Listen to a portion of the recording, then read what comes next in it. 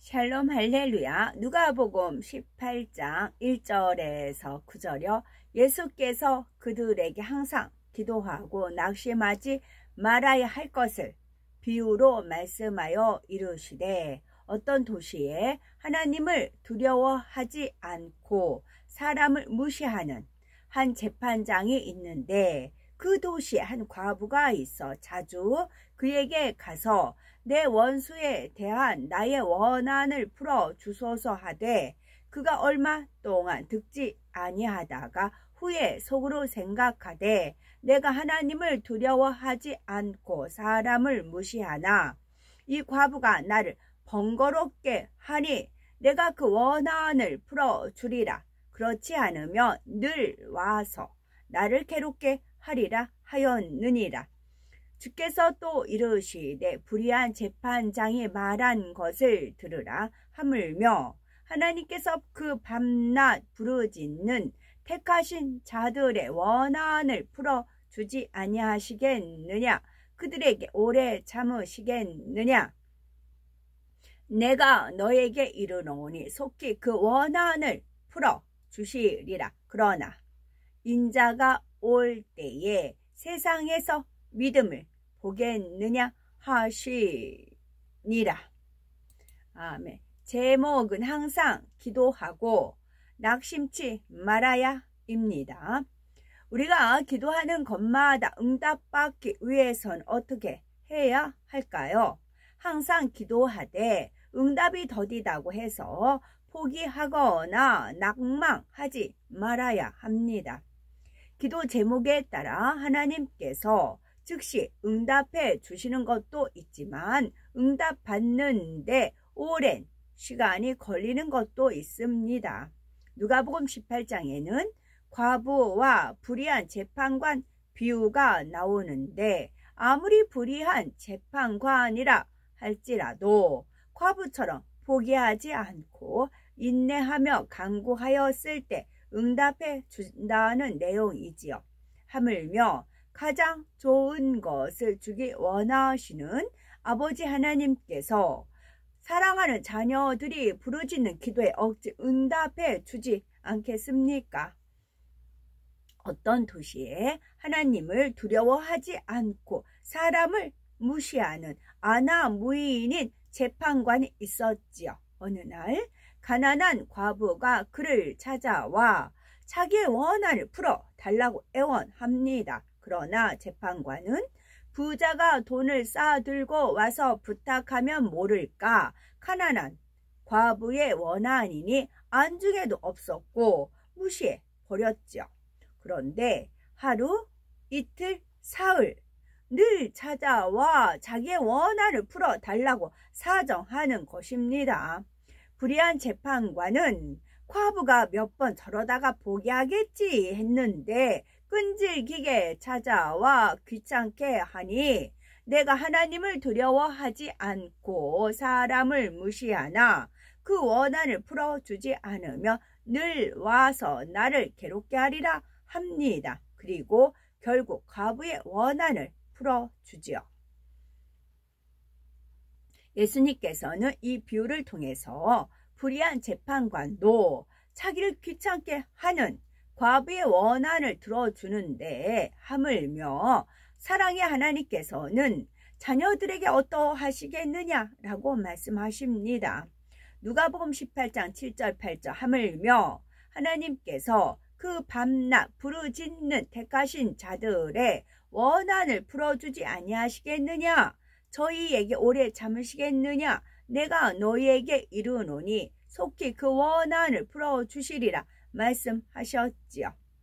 혹여 우리 중에 기도했는데도 응답이 없는지요? 아니면 응답이 더딘지요? 반드시 응답해 주시는 하나님을 믿고 인내하며 기다릴 수 있어야 합니다. 예수님께서는 불의한 재판관과 과부의 비유를 통해 끈기와 인내를 가지고 기도하는 것이 얼마나 중요한지를 알려주셨습니다. 그러면 항상 기도하고 낭망치 말아야 하는 이유는 무엇일까요? 하나님께서는 우리가 기도하는 것마다 반드시 응답해 주십니다. 마태복음 7장 7절 8절 구하라 그러면 너희에게 주실 것이요 찾으라 그러면 찾을 것이요 문을 두드리라 그러면 너희에게 열릴 것이니 구하는 이마다 얻을 것이요 찾는 이가 찾을 것이요 두드리는 이에게 열릴 것이니라 말씀하셨지요. 마가복음 11장 24절에는 그러므로 내가 너희에게 말하노니 무엇이든지 기도하고 구하는 것은 받은 줄로 믿으라 그리하면 너희에게 그대로 되리라 당부하셨습니다. 그런데 어떤 사람은 왜 기도해도 응답이 없다고 하는 것일까요? 그 원인 중 하나가 바로 하나님과 막힌 죄의 담이 있기 때문입니다. 그러므로 하나님의 응답을 받으려면 무엇보다 먼저 죄의 담을 헐고 하나님을 기쁘시게 하는 믿음의 행함을 내보여야 합니다. 요한일서 3장 21, 22절에 사랑하는 자들아 만일 우리 마음이 우리를 책망할 것이 없으면 하나님 앞에서 담대함을 얻고 무엇이든지 구하는 바를 그에게 받나니 이는 우리가 그의 계명들을 지키고 그 앞에서 기뻐하시는 것을 행함이라 말씀한 대로 하나님의 응답을 받으려면 책망받을 일이 없어야 하는 것입니다. 이처럼 하나님 말씀대로 살면 응답받을 수 있습니다. 사랑하는 사람의 말이라면 무엇이든지 들어주고 싶듯이 하나님을 사랑하기 때문에 기쁨으로 계명을 지킬 수 있는 것입니다. 또한 결코 계명이 무겁다, 계명이 버겁다라고 느끼지 않으며 설령 응답이 더뎌도 낭망하지 않아야 합니다. 그것은 반드시 응답해 주실 하나님을 믿기 때문입니다. 다음으로 응답이 더딘 이유는 기도의 양이 부족하거나 아직 때가 아니기 때문입니다. 이 경우는 기도의 양을 채우고 그 때를 감사함으로 기다려야 합니다. 어떤 경우는 믿음으로 구하지 못하고 의심해서 응답받지 못하기도 하죠. 야고보서 1장 6절에서 7절은 오직 믿음으로 구하고 조금도 의심하지 말라. 의심하는 자는 마치 바람에 밀려 요동하는 바다 물결 같으니 이런 사람은 무엇이든지 주께 얻기를 생각하지 말라 했습니다. 우리가 기도할 때 명심해야 할 점은 응답에 대한 확실한 기대와 흔들리지 않는 믿음을 가져야 한다는 것입니다. 만일 이것이 과연 이루어질까? 하나님께서 내 기도를 들으실까? 라고 의심한다면 그것은 믿음으로 기도하는 것이 아닙니다. 당장 기도의 열매가 보이지 않는다고 해도 반드시 응답해 주실 하나님을 믿어드리는 것이 응답의 비결입니다. 그래서 빌립보서 4장 6절에는 아무것도 염려하지 말고 오직 모든 일에 기도와 간구로 너희 구할 것을 감사함으로 하나님께 아뢰라 한 것이지요. 또한 갈라디아서 6장 9절에는 우리가 선을 행하되 낙심하지 말지니 피곤하지 아니하면 때가 이름에 거두리라 말씀합니다. 기도도 마찬가지죠. 하나님의 뜻이니 항상 기도하되 낙심하지 않으면 때가 이르러 거두게 됩니다. 만약 농부가 씨앗을 심어놓고 왜 싹이 나지 않느냐고 수시로 땅을 파헤친다 하면 열매를 따기 어렵죠. 기도 역시 응답받기까지 정성과 인내가 필요합니다. 다니엘 선지자는 조국의 장래를 이상 중에 보고 21일 동안 애통하며 기도를 했지요. 그 이상을 깨닫고자 좋은 떡이나 고기와 포도주를 먹지 않고 기름도 바르지 않았지요. 이처럼 겸비한 자세로 작정하여 기도하였더니 하나님께서는 첫날 그의 기도를 들으시고 천사를 보내주셨지요. 그런데 공중 권세 잡은 악한 영들이 응답을 가지고 가는 천사를 방해하여 21일째가 되어서야 응답을 가져올 수 있었죠. 이처럼 다니엘은 끝까지 포기하지 않고 기도하여 마침내 응답받았습니다.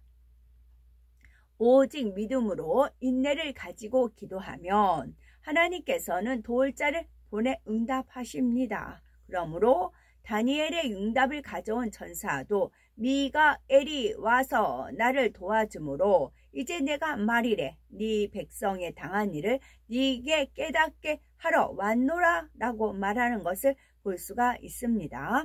다니엘이 마음과 뜻과 정성을 다해 그 이상을 풀기 위해 간절히 기도하니 하나님께서는 첫날 듣고 응답해 주셨습니다. 그러나 악한 영들의 방해로 응답이 오기까지는 21일이 걸렸지요. 많은 사람이 어떤 문제가 있을 때 하루, 이틀, 사흘 자신이 원하는 만큼만 기도해 놓고 응답이 없으면 쉽게 포기하고 낙심해 버립니다. 이는 그만큼 믿음이 작다는 증거이지요. 하나님께서 어느 때에 응답해 주실지 모릅니다. 따라서 하나님께서 우리 기도를 듣고 응답해 주신다는 사실을 믿고 끝까지 인내해야 되겠죠. 하나님께서는 이른 비와 늦은 비를 때에 따라 주시며 우리를 위하여 추수 기한을 정하신 분이십니다.